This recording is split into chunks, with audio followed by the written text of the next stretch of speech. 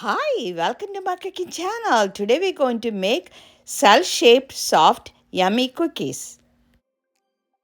Even though it says cookies, they're more like a cake. These cookies are very dear and near to my heart, and they remind me of my childhood after-school snacks. Star of the today's show is Madeleine cookies. The taste is almost like a sponge cake that we got it from my mom as an after-school snack. I love these cookies and I do make quite often. Please stay tuned. I'm going to share with you some tips and tricks on this recipe. As usual, there's a tweak in this recipe and please follow the following steps. The ingredients are very simple and you have to follow the techniques to get an amazing tasty cookies for coffee or tea. You can melt 1 stick or half a cup of butter in low heat. We should do this step first before we make the batter since we had to bring the melted butter to the room temperature. Please make sure not to over brown the melted butter and all the solids will sink to the bottom. We are using 3 eggs for this recipe and should be kept in room temperature prior to the whisking. We can beat the eggs at medium speed for 2 minutes. Now we add 3/4 cup of sugar. I used a raw sugar, but you can use white sugar. I prefer not to use brown sugar because I like the cookies to be golden yellow. Whisk for 2 minutes and add 3 teaspoons of vanilla extract. Now we can add 2 teaspoons of lemon or orange zest. I prefer to use orange zest since my secret ingredient goes well with the oranges. We are sifting 1 cup of all-purpose flour with 2 teaspoons of baking powder and half a teaspoon of baking soda.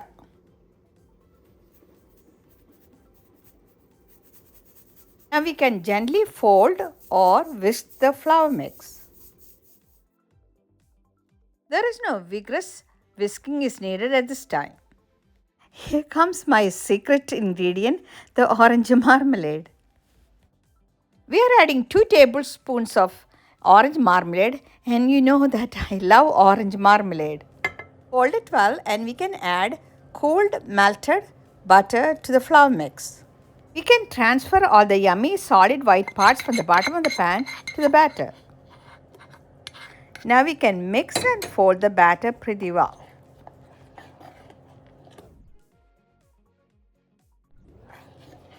We keep the batter in the fridge for a minimum of 3 hours. You have to have Madeleine pan or Madeleine mold to make these cookies, otherwise it won't be Madeleine cookies. You can use a cupcake mold if you don't have it, but then it will be a sponge cake or a cupcake. Grease the mold with the cooking spray or butter.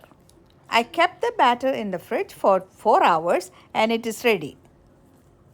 You can either use a small ice cream scoop or 1 tablespoon to transfer the batter to the mold.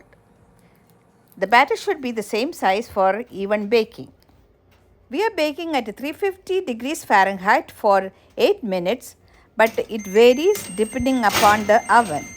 Some oven may take 10 minutes or more. We can turn off the oven when the mold is filled with a bump or a small hump and slightly browned edges. I'm going to share with you some tips now. Melt the butter until golden brown and bring it to the room temperature, otherwise you may get a scrambled batter. Keep the eggs in room temperature prior to the whisking. We are adding 2 tablespoons of orange marmalade, which is optional, but it gives unique taste. Please make sure to add a pinch of salt. Orange marmalade can be a little dense. That's the reason we are adding half a teaspoon to 1 teaspoon of baking soda. Add the cooled melted butter to the batter and keep in the fridge for 3 to 4 hours before the baking. It is always good to eat when it is warm. You can sprinkle with the powdered sugar if you like. I would like to share with you how I eat. I spread 1 teaspoon of lemon preserve or orange marmalade on the top. You won't believe it is so yummy. Madeleine cookies are paired with either coffee or tea. You can dip the cookies in coffee or tea and eat. I hope you enjoyed this video. Thank you so much for watching. Please try and enjoy and I would like to hear some comments from you. I will see you soon with another great recipe and have a pleasant day.